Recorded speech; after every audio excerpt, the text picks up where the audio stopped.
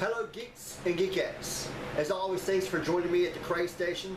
It's June 15th, 2015. Now let's get into some geeky news. Fox has announced that the X-Men spin-off movie, Gambit, has finally found a director. That director is none other than Rupert Wyatt. Wyatt also directed the 2011 Rise of the Planet of the Apes, The Escapist, and The Gambler. I'm very curious to see how this film does. If it does well, it could launch even more X-Men spin-off movies, which is a fantastic idea. Gambit, starring Channing Tatum, is slated for release October 7th, 2016. Can you say reboot?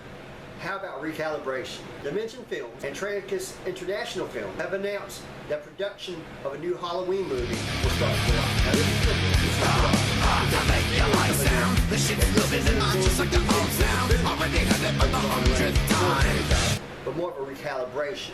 What that means exactly, we don't know because they haven't revealed any information on the plot just yet. It's been reported that Jurassic World beat the Avengers opening weekend. By how much? Jurassic World squeezed by, claiming $208.8 million in its opening weekend in the United States alone. While I saw the movie myself this weekend, I have to say it was in the Age of Ultron, but it was a delightful watch. Ankylosaurs, Triceratops, T-Rex, and of course Velociraptors. At this point, people are just like, make it rain.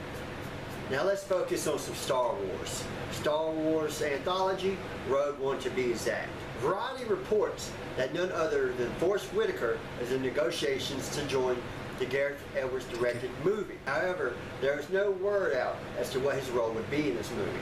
Now, let's slip into some rumors that are circulating out there around this movie. No Jedi.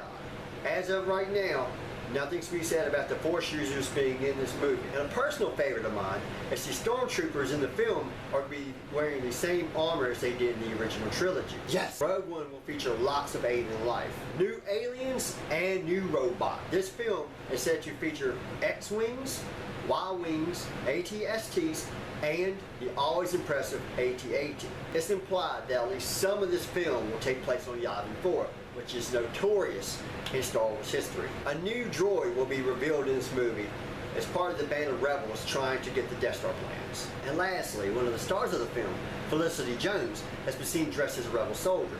So you can probably expect to see her in some combat scenes getting her hands dirty. Now moving on from a film franchise that I love and adore, for the most part, a lot of set photos have been dropping recently of the Suicide Squad. I'll be sure to include those in a link below.